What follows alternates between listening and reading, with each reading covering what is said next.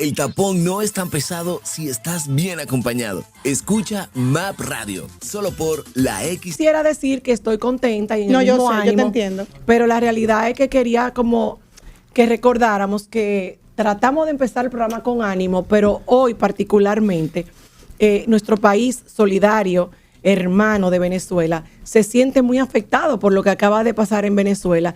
Entonces, así mismo me siento yo, con tantos amigos venezolanos que residen aquí, que tienen sus familias allá y que siendo inmigrantes de una manera forzosa por temas políticos, duele más todavía. Señores, cuando uno es inmigrante, que lo fui un tiempo en Puerto Rico, no importa lo bien que tú estés o no, independientemente de eso, es como que uno ama demasiado, más aún su tierra.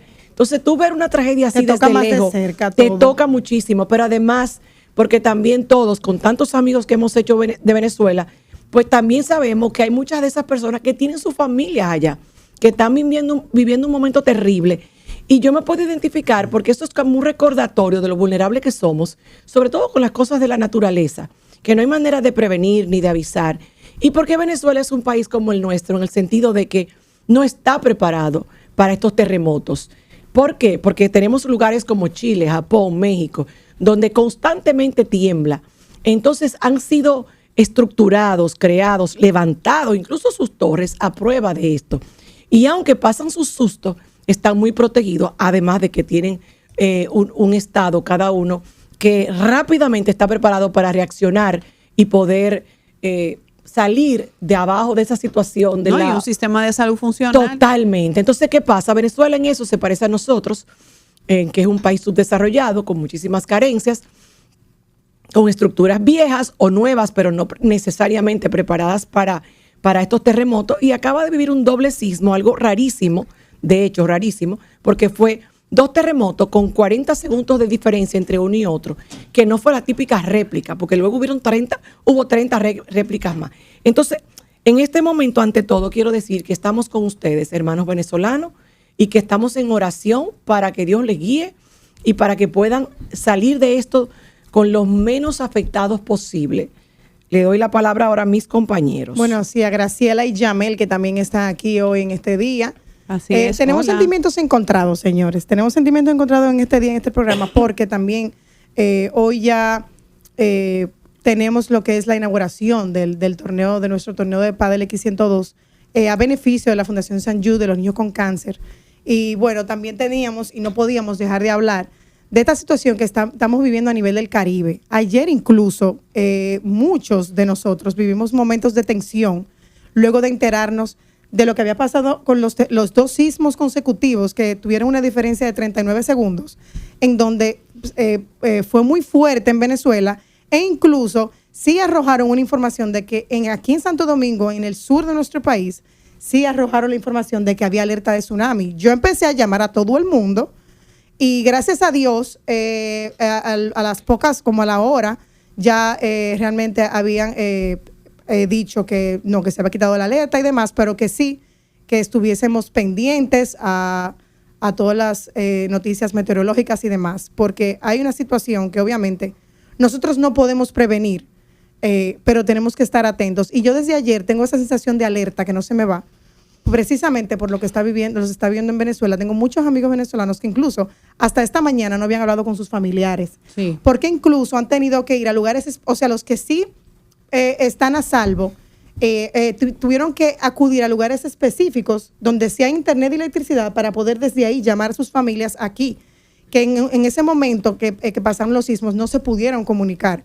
Hay también otros amigos venezolanos que tengo que me han comunicado que en sus casas hubo pequeños daños, pero que gracias a Dios no pasó a mayores y que sus familias estaban bien. Pero sí sé también como muchas familias todavía sin comunicación, todavía siguen rescatando personas, y como el presidente Luis Abinader también mandó refuerzos en el día de hoy. Asimismo vimos que el presidente Donald Trump de los Estados Unidos también ya mandaron diferentes países, de España también, de México, mandando pues muchísimas personas y también incluso máquinas, porque lo que está pasando allá en muchas zonas vulnerables es que han habido derrumbes, incluso hay hoteles que se derrumbaron por completo, pero hay mucha gente enterrada todavía viva y no hay suficientes bomberos ni mecanismos para sacar a la gente.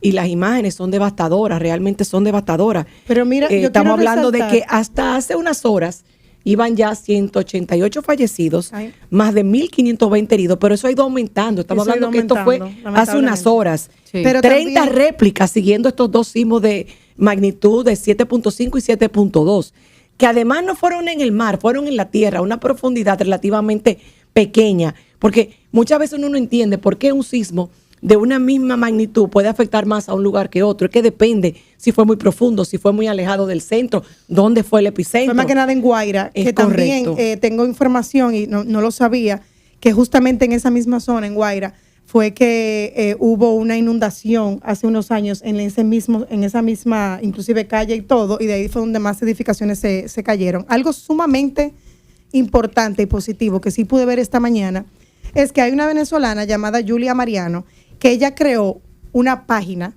anoche en el medio de la situación que se llama venezuelatebusca.com.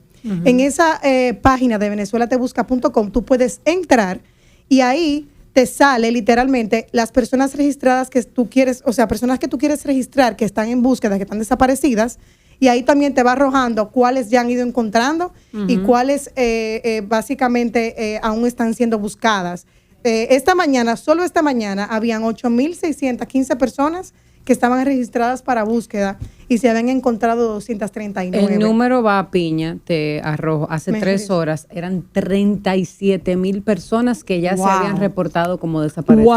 ¡Wow! Eso es un número Dios, oficial. líbralos. Yo a las 9 de la mañana, un venezolano me dijo que había más de 20,000 personas y hace unas 3 horas ya el número estaba por 37,000 personas que las habían reportado como desaparecidas. Es importante mencionar que esto que ocurrió, no ocurría una catástrofe de esta magnitud desde hacía 125 años en Venezuela. Ay, O sea, Dios ha mío. sido algo muy terrible. Y lo peor del caso es que esto le ha pasado a Venezuela, que es un país extremadamente vulnerable. ¿Por qué? Porque muchos venezolanos están diciendo que el chavismo, que el socialismo y todas las desgracias que ha vivido ese país por el bendito Maduro y por Chávez y por todo lo que conocemos, ha dejado el país en un muy mal estado en cuanto a lo que es la salud. Ellos no tienen infraestructuras buenas y robustas para atender a la cantidad de personas heridas que hay ahora mismo. En los hospitales, en las clínicas, no hay suficientes ambulancias, no hay recursos suficientes. Entonces, no es solamente el problema de la cantidad de personas heridas que hay, sino que ni siquiera hay un sistema que pueda sostener y ayudar a estas personas a salir de ese estado. Mírate, mi gente, en este momento nos está entrando una llamada importante de la ingeniera Ashley Morales, que va a estar con nosotros a continuación vía telefónica, para poder ponernos al tanto un poquito a nivel de ingeniería, de geología, de lo que ha pasado en Venezuela y cómo está impactando lo que se está hablando actualmente del cinturón de fuego del Pacífico. Ashley, ¿estás en línea? Hola Ingrid. Qué gusto tenerte con nosotros en MAP Radio. Gracias por aceptar esta llamada rápida. Ashley Morales con nosotros. Ashley, cuéntame un poquito, este doble terremoto, que es algo que entiendo que es bastante raro. Sí, es bastante raro y es tan raro que todavía la comunidad científica no está al 100% segura de que haya sido un doblete. Todavía nos quedan un par de días para reflexionar y analizar, porque no bien había, o sea, el primer sismo no había acabado cuando ya se registró esta segunda intensidad. Entonces, oía un poquito de lo que mencionaban hace un rato, y como no se pueden acceder a muchos datos en Venezuela por cosas que ya sabemos todo, entonces es más difícil poder identificar y saber si esto realmente fue un doblete sísmico o fue un evento solo de una magnitud bastante importante. Tenía entendido, Ashley, que sí se había confirmado que era un doblete. No. Sí, el Servicio Geológico de los Estados Unidos lo confirma. Sin embargo, por todos los medios en los que yo me encuentro expuesta, por mis vinculaciones internacionales, todavía falta un poco más de tiempo para asegurar. Sí, el Servicio Geológico de Estados Unidos dice y confirma que el 7.2 fue un predecesor de ese doblete, pero todavía, y yo, Ashley Morales, responsablemente digo que nos faltan días para verificar eso, pero sin importar si fue un doblete o fue un solo evento, fue un evento que liberó bastante energía, fueron sacudidas importantes y Por lo que hemos podido ver de los daños, especialmente en zonas costeras, vemos que hubo temas de efecto de sitio, de amplificación de onda por tener un suelo más blando. En La Guaira, por ejemplo, que es costa, que es playa, tenemos arenas muy finas, arenas que están sumergidas en agua, por así decirlo, tienen un nivel freático somero. Entonces, cuando la onda sísmica pasa por allí, puede generar un efecto de licuefacción y es una de las posibles causas que hayan colapsado tantas edificaciones de forma tan rápida. Mira, Ashley, antes de pasarte la palabra, quería decir que estamos hablando, para los que acaban de sintonizar, con Ashley Morales, ingeniera geotécnica, especialista en riesgos de desastres. Un orgullo para la República Dominicana. Ashley, sabemos que en las últimas 24 48 horas se han registrado varios sismos importantes en lo que se llama el Cinturón de Fuego del Pacífico. ¿Tú pudieras contarnos un poco qué es lo que está ocurriendo? Bueno, el Cinturón de Fuego del Pacífico es la zona más activa sísmicamente del mundo. De hecho, el 90% de los terremotos que ocurren a diario son generados por el cinturón. Este evento de Venezuela no está dentro del Cinturón del Pacífico, está en la interacción de la placa suramericana con la del Caribe. Sin embargo, vemos que tuvimos terremotos en Japón, Indonesia, Papua en Nueva Salvador. Guinea. O sea, Wow. hasta en California, sí, mi celular está casi descargado con todas las notificaciones que he recibido desde la madrugada. Hay una actividad importante en el cinturón de fuego del Pacífico y nosotros lo que tenemos que estar es alerta y pendiente a esta actividad y recordar que aunque nosotros no estemos en el cinturón de fuego del Pacífico, estamos en el Caribe y estamos en la interacción de la placa Norteamérica con el Caribe y en República Dominicana, así como pasó en Venezuela, pudiésemos tener un evento con características similares. A mí me encantaría, Ashley, que una experta como tú nos pudiera traducir un poquito cuál es el riesgo real que el Caribe puede tener en este momento. O sea, entiendo perfectamente que ya aclaraste que no estamos en esa parte del Pacífico, pero, por ejemplo, no sé si conoces al geólogo Ciris de León, que tiene ya un par de años hablando de que a la República Dominicana pronto le va a tocar un gran terremoto, Dios nos libre. ¿Qué información tú tienes? Por el tiempo, el tiempo que ha pasado desde el último, que fue hace creo que más de 80 años. Si justo cumple, ese es mi terremoto, el del 46. Ese cumple 80 años el 4 de agosto. Miren, en el Caribe, a nosotros nos tocó de todo. Nos tocó estar en la ruta de los huracanes y nos tocó estar en la ruta de los terremotos. Estamos, como les decía, en la interacción del límite de placa Norteamérica-Caribe, donde esa placa grande, la corteza terrestre, si imaginamos una clara de huevo que le salen grietas, entonces así está la corteza y esas grietas son placas y esas placas, por ejemplo, en el caso de la del Caribe con Norteamérica, la de Norteamérica intenta meterse por debajo de la del Caribe y es la que nos causa todas esas fallas que tenemos, así como el Pico Duarte que tenemos. Tenemos 14 fallas identificadas en la República Dominicana. De esas les puedo mencionar como la más importante, la falla septentrional, que cruza el centro de Santiago y va desde Cabo Haitiano hasta la bahía de Samaná. Está la falla del norte de Hispaniola, está la falla Enriquillo Plantengarden, que llega a convertirse en trinchera de los muertos y realmente estamos esperando un terremoto. Cuando ha ocurrido un terremoto en la historia, significa que puede ocurrir nuevamente porque tenemos todas las condiciones. En el año 2003 tuvimos un terremoto 6.4 en Puerto Plata con epicentro en el mar, en la falla norte española, y lamentablemente colapsaron 2 escuelas. Sin embargo, era de noche y gracias a Dios los niños No estaban. pudieron contarlo. Gracias. Pero realmente ese terremoto de Puerto Plata, para mí, eso me marcó mi carrera porque yo decía, wow, los niños pudieron haber estado ahí, pudo haber sido a las 10 de la mañana. Entonces, realmente aquí tenemos un riesgo real que no es una cosa de preocuparse, sino de ocuparse, de evaluar nuestras infraestructuras, de concientizar a la gente, de los medios. Yo les pido, por favor, los terremotos tienen un marketing como de 3 días. Entonces, yo les pido, por favor, que utilicen sus bocinas para que amplifiquen todo este tema del riesgo sísmico y lo mantengamos en el inconsciente colectivo todo el tiempo, porque tenemos que educar a la población dominicana para prepararse para responder a un terremoto, porque definitivamente estamos expuestos a un gran riesgo sísmico. Totalmente. Vemos a través de los años que se habla mucho del calentamiento global, los efectos que tenemos nosotros los seres humanos de abusar, de ocupar esta tierra, ¿verdad? Pero surge en mí una pregunta y quiero saber si desde tu conocimiento, ¿existe un aumento real en terremotos o ahora por las redes sociales estamos enterándonos cada vez más cuando ocurren? El cambio climático, hasta lo que tenemos investigado a la fecha, no tiene que ver con el riesgo sísmico, pasan en elementos de la Tierra completamente diferentes. Hemos tenido mayor acceso tal como dices, por las redes sociales, por esa difusión de información instantánea que tenemos, a ver qué está pasando en el mundo, pero la sismicidad se mantiene, vamos a decir, en promedio a nivel mundial. Hay tantos terremotos magnitud 7 que ocurren anualmente, se espera que ocurran unos o dos magnitud 8, pero sí vamos normal. Ashley. El tema es, por ejemplo... No, perdón, continúa.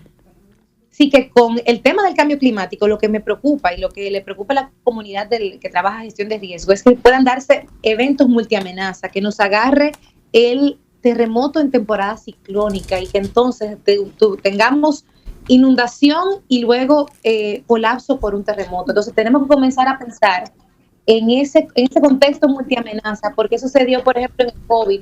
¿Cómo íbamos a tener personas en un albergue tras un huracán cuando tenían que tener un distanciamiento? Entonces, después del COVID incluso, se logró pensar un poco más en el concepto multiamenaza y ahí sí me preocupa el cambio climático. Ashley, hay algo que me interesa que una experta como tú nos aclare. Hace unos años se hablaba del famoso triángulo de la vida.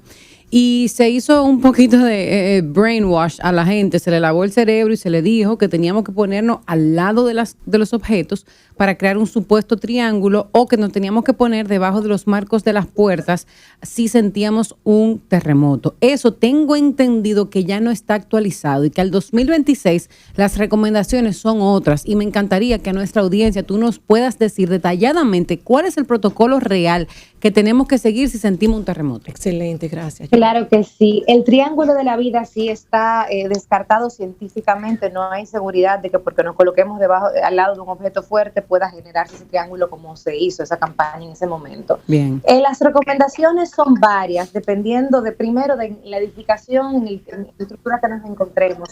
Y lo que se manda mundialmente es drop, cover and hold. Agáchate, cúbrete y agárrate. Ajá. Espérate, que repítelo, que se estaba cortando. Sí. Drop, cover and hold. Ajá, dijo drop, ella. cover and hold. Ajá. Agáchate, cúbrete y agárrate. Ok, ¿tú ves? Esa yo no me la sabía. Lo más importante es cubrir la cabeza en el momento del sismo. Exacto. Por ejemplo, aprovecho, si tenemos una persona en cama, en un hospital, lo que se recomienda es colocarse la almohada automáticamente en la cabeza para cubrirla, si no se puede parar automáticamente. Entonces, otra cosa importante es en nuestros hogares, en nuestras oficinas, verificar lugares donde no tengamos objetos que nos puedan caer encima. Llámese, a veces aquí tendemos a tener unas vitrinas llenas de cristal, entonces no queremos que nos agarre el terremoto o ubicarnos cerca de donde haya lámparas con mucho cristal, ventanas de cristal, cerca de la entrada a veces ponemos espejos y esos espejos deberían de estar muy bien anclados para evitar que ese espejo se vuelva un problema a la hora de evacuar. Ok, una pregunta, Ashley. Tú decías que tenemos que estar preparados y ocuparnos como país por la situación que se vive y por el tiempo que ha pasado desde el último terremoto. Y la pregunta es, ¿cómo se prepara una víspera para que cuando ocurra, haya la menos desgracia posible? Aparte de saber dónde pararnos, agacharnos, agarrarnos la cabeza y todo eso, aparte de eso, ¿qué recomendaciones nos das para tomar en cuenta? Porque cuando llega no avisa. Recomendación número 1 es hacer simulacros constantemente en la casa. No solamente esperar al anual del COE, sino practicar esa evacuación, ese drop, cover and hold, nuestra ruta de emergencia, tener nuestro kit de emergencia listo. Eso es un punto. El otro, y uno de los más importantes, es poder saber el nivel de seguridad que tiene la edificación donde estamos. Entonces, para eso, puede contratarse una firma de ingenieros para evaluaciones de riesgo, o se puede dirigir a la Oficina Nacional de Evaluación Sísmica, la Vulnerabilidad de Infraestructura y Edificaciones, ONESBIE, a pedir una evaluación preliminar para por lo menos conocer el nivel de riesgo de dónde estoy. Pero realmente, como no avisa, no tiene alerta verde, roja ni amarilla, con el terremoto tenemos que estar haciendo constantes simulacros, tener plan de emergencia, utilizarlo constantemente, tener nuestro kit y mochila tanto en el carro así como en nuestras casas, en nuestros lugares de trabajo, porque no sabemos dónde nos va a agarrar. ¿Y qué debe tener nuestro kit? Eso quería preguntar. ¿Qué debe tener un kit de nuestro kit? emergencia específico para terremotos? ¿Qué debe tener? Yo recuerdo que siempre pito, decían un que casco. debíamos tener un pito cerca, un silbido, algo que haga ruido. Sí, exacto. Bueno, ese pito debemos andar con él, porque el tema del pito es poder alertar, si estamos, Dios libre, debajo de los escombros, poder alertar que aquí estamos y nos puedan buscar. Un kit de emergencia para terremotos debe de tener enlatados, debe de tener las medicinas, si tenemos a alguien que depende de medicina para la presión y demás, medicina para 3 días, debe de tener ropa, aunque sea para una noche, debe de tener manta, agua, un botiquín, debe de tener una linterna, fósforos, debe de tener hasta velas si es necesario, porque no sabemos si podemos volver a nuestro lugar, a nuestra casa. Otra cosa muy importante es tener copia de todos nuestros documentos, ya sea plastificados, también tenerlos en la nube, todo lo que es acta de nacimiento, hasta certificado del banco que tuviéramos, todos nuestros documentos es importante tener una copia de eso a mano, porque no sabemos si podemos regresar efectivamente a nuestra casa. Si una persona les pudiera compartir una lista, un checklist rápidamente cuando salgamos del aire, para que lo puedan también difundir por las redes, para que armen. Sí. Óyeme, vivimos regularmente en casa o apartamento. ¿Cuál es el momento de evacuar una vez que arrancó el sismo?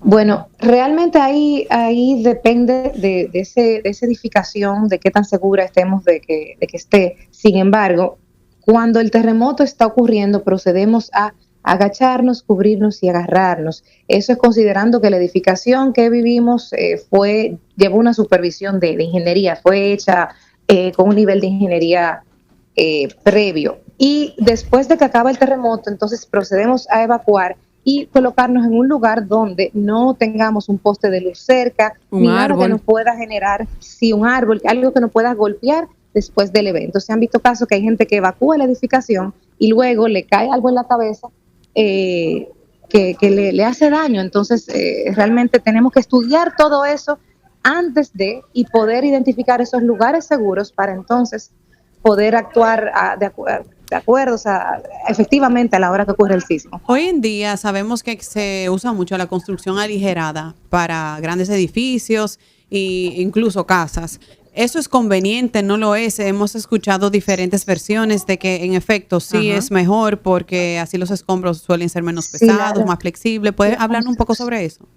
Sí, ya casi me tengo que ir, pero la construcción aligerada es realmente buena para el tema sísmico porque aligera el peso, como se me dice, la estructura, y por ende la fuerza sísmica, que es una combinación de masa por gravedad, va a ser menor. Entonces, si se hace bien, si se hace tal como se diseñó y si se supervisa eso, esa construcción no tiene ningún tipo de problema. Oye, lo que vamos a hacer, Ashley, que está con nosotros, primero, gracias, Ashley Morales, ingeniera geotécnica, gracias por recibir nuestra llamada, sé que fue breve, pero te vamos a llamar para ver si puedes venir la semana que viene ya más tranquila y nos dedicas un segmento a empoderarnos y sobre todo empoderar a nuestra comunidad de cómo ocuparnos mejor, de ver qué se puede hacer previo para que cuando pase podamos estar lo más salvaguardados posibles. Gracias, Ashley. ¿Cómo la gente te puede seguir? Bueno, en mis redes, @ashmoralesc. Me pueden encontrar en Instagram, también en X, pero estoy mayormente activa en Instagram y en Facebook. Ash Morales C. Gracias, Ashley. Te veremos en persona prontamente. Gracias por este ratito. Allá nos veremos. Feliz Bye, tarde. cariño. Gracias a ustedes. Gracias, Bye. Ashley. Gracias, Ashley. Wow, la verdad es que cuando uno escucha expertos como ella, como escuché el año pasado al ingeniero también Osiris de León o al mismo Jan Suriel hablando, es eminente que puede pasar en cualquier momento y yo entiendo que lo más inteligente de nosotros es poder usar estas bocinas, estos micrófonos, como ella decía, para poder empoderar a la gente de qué hacer, cómo manejar la ansiedad del momento, Sí, porque los yo te voy a decir tiempos, una porque cosa. no es fácil, a la hora de la verdad Claro. es brutal. En el momento de tu sentir cómo vibra, lo primero que te llega a la cabeza es tú literalmente correr. Claro, y eso es todo lo que se totalmente. supone que no se debe hacer. Bueno. Bueno, a propósito de este tema, nos encontramos con la periodista Ariadna García, quien está en línea con nosotros y está en Venezuela. Hola Ariadna, ¿cómo estás? Bienvenida. Hola, sí, buenas tardes. Bienvenida a MAP Radio, gracias. Me imagino que debes estar muy ocupada, Ariadna, pero te pediría y te agradezco porque nos dedicas un par de minutitos. Rápidamente, ¿cómo se encuentra actualmente Venezuela en este momento en cuanto a cantidad de heridos, fallecidos y personas desaparecidas?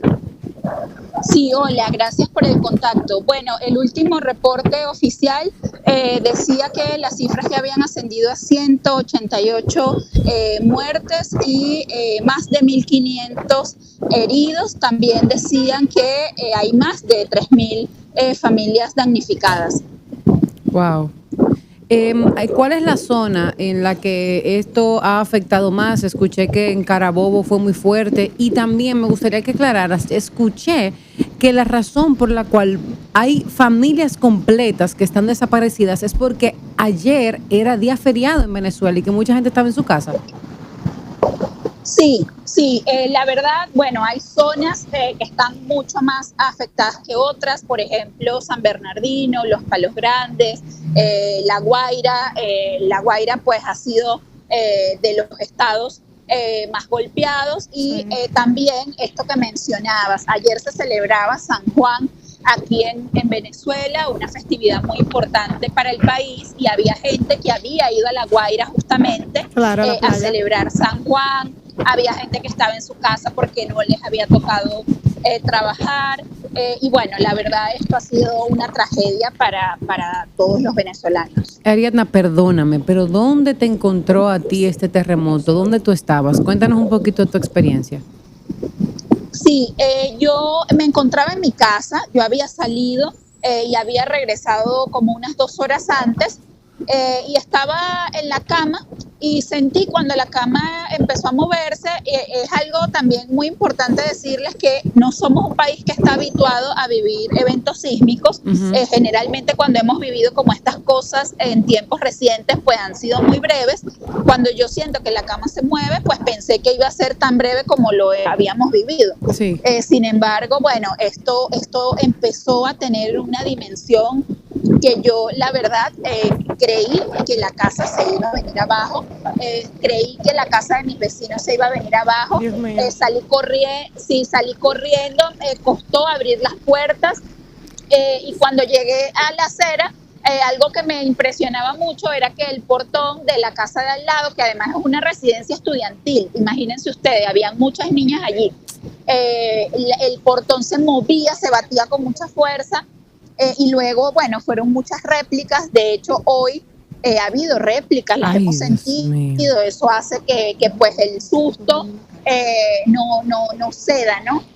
Ariadna, quisiera preguntarte, ¿cómo está funcionando la parte de los rescates a las personas que se encuentran en los escombros? ¿Tienen ustedes las herramientas suficientes? Sabemos que la información se puede tergiversar y en los hospitales, ¿en qué condición están recibiendo a las personas que necesitan asistencia?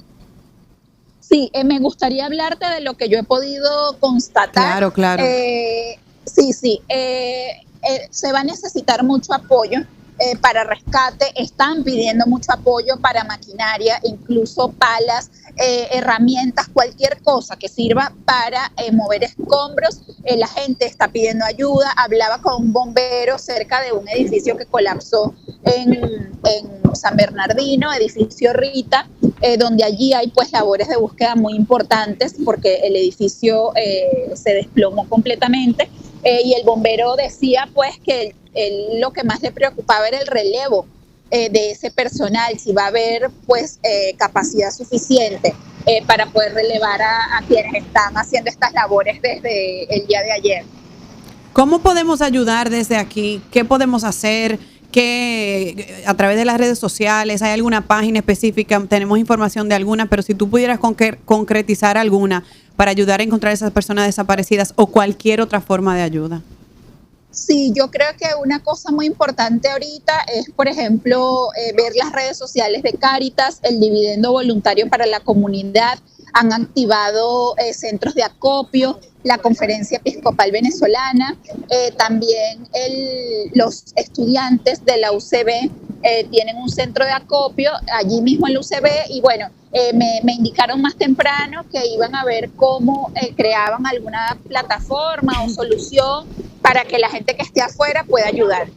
Ariadna, una pregunta, ¿cómo están manejando el tema de la electricidad? Porque supe que son en lugares específicos que hay electricidad para que la gente se pueda comunicar. Entonces, por eso todavía, inclusive, familiares de aquí, de la República Dominicana, no han podido comunicarse. ¿Hay puntos específicos que tú sepas que deban ir esas personas? Mira, la verdad, quiero ser como muy cuidadosa con esto, pero yo he visto como pocas zonas, las que están sin electricidad. O sea, hasta lo que yo pude ver, la mayor parte, al menos en Caracas, tiene electricidad. Sin embargo, en las plazas, veía que, por ejemplo, en la Plaza de Chacao, estaban invitando a la gente a que fuera para allá a cargar. No sé si los hoteles han activado algún plan para ayudar a la gente, pero entre vecinos también se estaban ayudando. Por ejemplo, ayer por mi casa, hasta que a los vecinos les regresó la luz a las 11:30 de la noche, pues los vecinos cargaron en nuestras casas, buscaban la manera de conectar más equipos y bueno, la gente también se ha ayudado así. Wow. Okay. Ariadna, te quería preguntar, ¿cómo percibes tú como periodista y lo que has visto hasta ahora, qué ha sido la respuesta de las autoridades pertinentes, bomberos y demás? Bueno, la verdad, no pudiera darte una respuesta porque yo he ido principalmente a los sitios y allí he visto, pues, equipos de rescate, ¿no? Pero no te podría decir si la respuesta ha sido la suficiente. No tengo en este momento como la precisión para hacerlo. Lo que sí te puedo decir es que definitivamente el país va a necesitar mucho apoyo, porque además recordemos que Venezuela es un país con unas deficiencias estructurales en sus servicios públicos importantes. Entonces, la verdad es que esto golpea mucho a un país como Venezuela. Definitivamente. Mira, se habla o hay básicamente una controversia de que si fueron 2 terremotos consecutivos con 40 a 39 segundos de diferencia, algo que todavía científicamente no está confirmado. ¿Tú que lo viviste? ¿Tú lo sentiste como una réplica o fue prácticamente lo mismo para ti el sentirlo? Yo te podría decir que para mí fue uno solo. O sea, yo como uno muy largo. Como uno muy largo y más o menos esas eran las impresiones también de la gente, que duró mucho. Y bueno, también, como te decía, ha habido muchas réplicas y nosotros no somos una población, una sociedad que está habituada a esto. Entonces, es bastante complejo. La verdad es que estamos muy agradecidos. ¿Alguien más tiene alguna otra duda para Ariadna? Ariadna, no, decirte que muchísimas gracias por tomarte este momento. Yo sé que tú estás allá bastante ajetreada con toda la información, es muy denso, ha sido un día bastante difícil, pero gracias por tomarte este momento y darnos esta información. Ariadna García con nosotros, periodista independiente. Ariadna, quizás pudiéramos reconectar contigo la semana que viene, cuando puedas tener más información actualizada, ya que, como sabes, hay una comunidad enorme venezolana que ya es parte de nosotros los dominicanos, que definitivamente necesitamos estar bien informados de la realidad. Sí, no, bueno, yo de verdad darle las gracias por estar atentos y atentas a lo que pasa en Venezuela. Gracias a Tabata también por contactarme y a la orden para conversar la semana que viene. Y porfa, no quiten los ojos de nuestro país. ¿Cómo podemos seguirte en tus redes sociales, Ariadna García en la casa? Sí, mi cuenta de Instagram, @Ariadna con D de Dinamarca, piso limón. Ariadna García, mi nombre es Ariadna García y la cuenta @Ariadna piso limón. Gracias, Ariadna, hasta pronto y que todo vaya bien. Un gran abrazo para ti y todos los tuyos. Gracias. El tapón no es tan pesado si estás bien acompañado. Escucha MAP Radio, un programa hecho por mujeres para todos. Entrevistas, comentarios y la mejor vibra para cerrar tu jornada. De lunes a viernes de 5 a 7 de la tarde. MAP Radio, solo por la X102, tu alternativa.